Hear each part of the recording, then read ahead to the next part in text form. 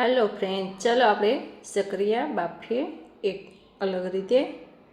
ચકરિયાને મેં ધોઈ લીધેલા છે, કારણ કે એમાં માટી બહુ હોય છે, તો એને સાફ કરીને લીધેલા છે। તો આપણે ચકરિયાને કુકરમાં બાફવાના છે। ફ્રેન્ડ્સ, એમાં પાણી નથી નાખવાનું, એમાં આપણે તેલ નાખવાનું છે। એક પાવડા તેલમાં આપણે બાફવાના છે। હવે તેલને આપણે કુકરમાં ફેલાવી દેવાનું છે। પહેલાં ફ્રેન્ડ્સ, આવી રીતે તમે બાફી લેશો તો ચકરિયાની મીઠાશ ક્યારેય નહીં જાય અને એકદમ સ્વીટ રહેશે। તેલને મેં ફેલાવી લીધેલું છે। ચાલો હવે એમાં આપણે ચકરિયા ફેલાવી આપશું, સરખા ગોઠવી દેવાના છે, જેથી એકદમ સારી રીતે બફાઈ જાય। ચકરિયાને કુકરમાં ગોઠવી આપશું અને આ જલ્દી પણ બની જાય છે। 5 મિનિટમાં તમારા ચકરિયા બફાઈ જાય છે।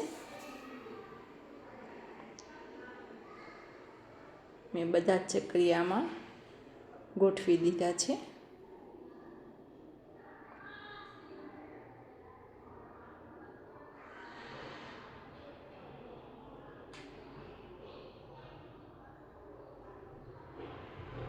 અત્યારે શિવરાત્રિ છે, આજે શિવરાત્રિમાં ચકરિયાનો ઉપયોગ તો થાય જ છે।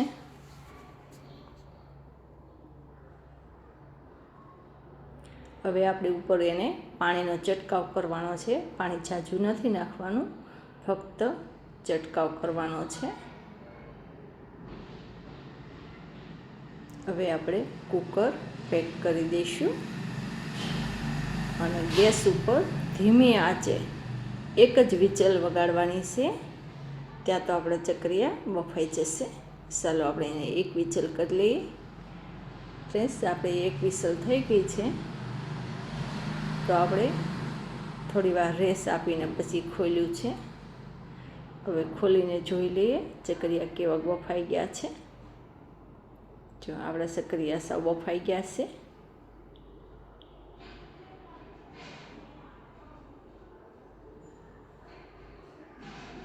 કેટલા સરસ રીતે બફાઈ ગયેલા છે અને ચાલ પણ એકદમ આસાનીથી નીકળી જશે। ચાલો એને પ્લેટમાં કાઢી લઈએ।